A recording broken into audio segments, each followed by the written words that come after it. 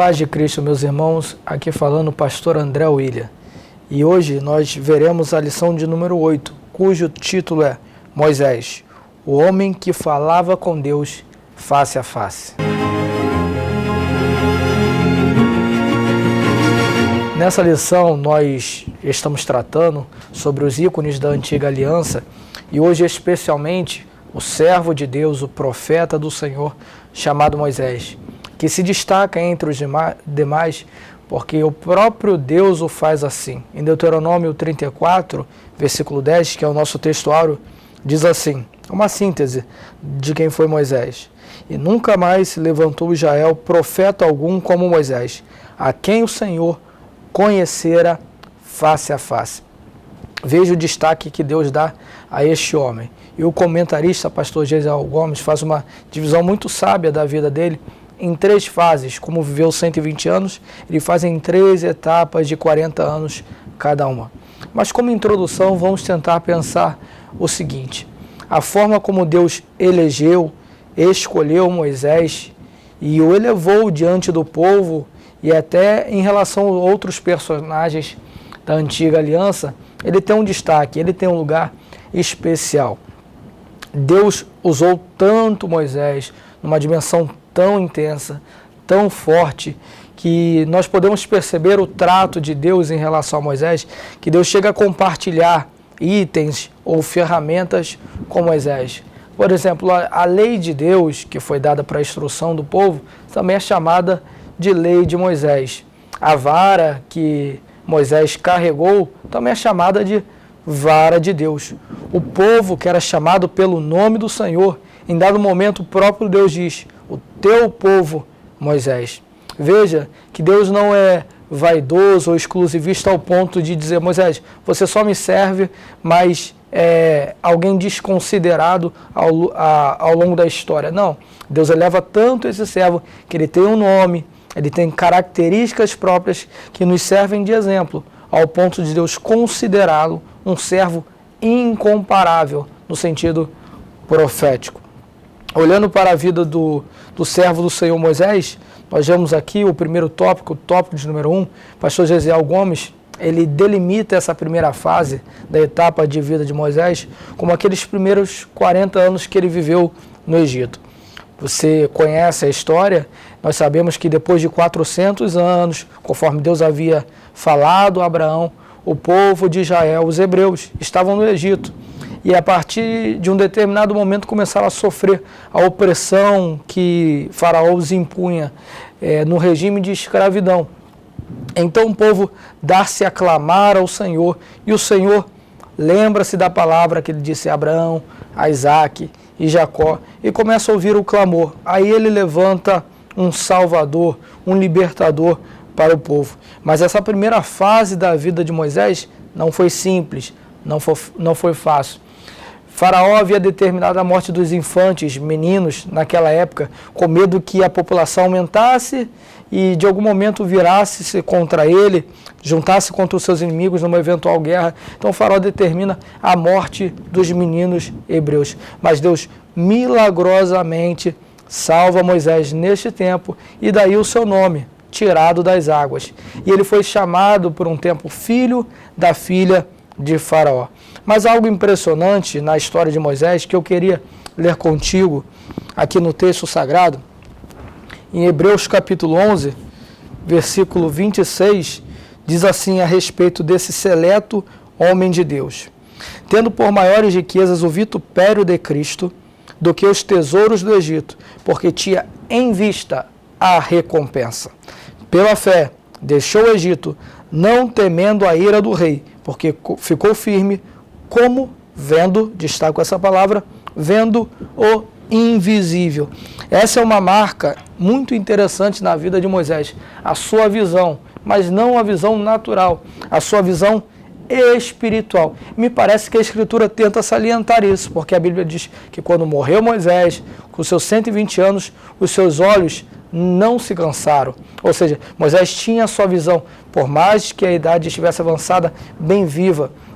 E assim que fecha o primeiro período da vida deste homem, não olhando com ganância os tesouros do Egito, mas mirando algo mais excelente, as riquezas da glória de Cristo. Ainda que tivesse que sofrer o vitupério, ainda que tivesse que sofrer com o povo, ele não atentou para isso, mas é como se olhasse o invisível, mirou a promessa de libertação que Deus já havia dado aos patriarcas. A segunda fase é a fase que ele foge para Midian, depois de matar o executor egípcio e vendo que aquele crime cometido não havia sido encoberto, mas as pessoas já começavam a comentar, Moisés foge para passar 40 anos longe do Egito, em Midian. Lá conhece a sua esposa, o seu sogro, e o seu sogro lhe dá um trabalho que é cuidar das ovelhas.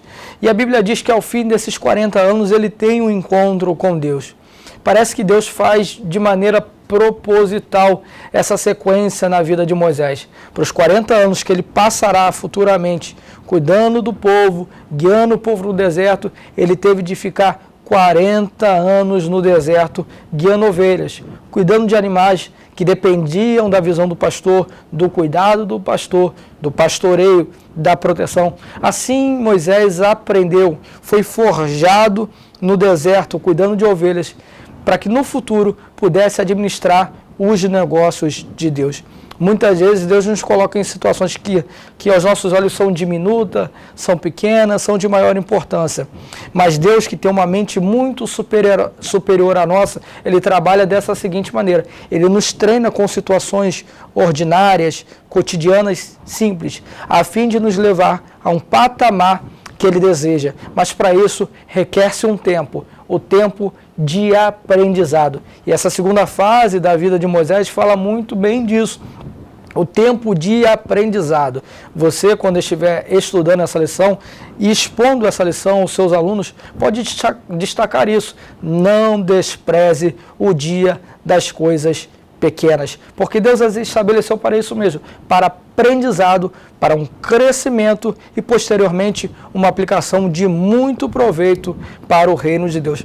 A terceira fase, que é a fase mais portentosa, mais poderosa da vida de Moisés, mostra como o seu chamado foi excelso, como o poder divino habitou sobre aquele homem e por através dele fez grandes sinais, grandes milagres no Egito e depois no deserto. Ele conduziu o povo na saída do deserto para a marcha até a terra prometida. Agora, vejamos, se Moisés não tivesse passado por todo aquele aprendizado, nos 40 anos no deserto, cuidando das ovelhas, não teria sido capaz de suportar toda a provocação que os hebreus, vez ou outra, cometiam contra o Senhor e contra a autoridade da liderança de Moisés também. Basta ver algo, façamos um paralelo. Inicialmente, o seu ministério começa assim, indo a Faraó para determinar 10 pragas sobre o Egito.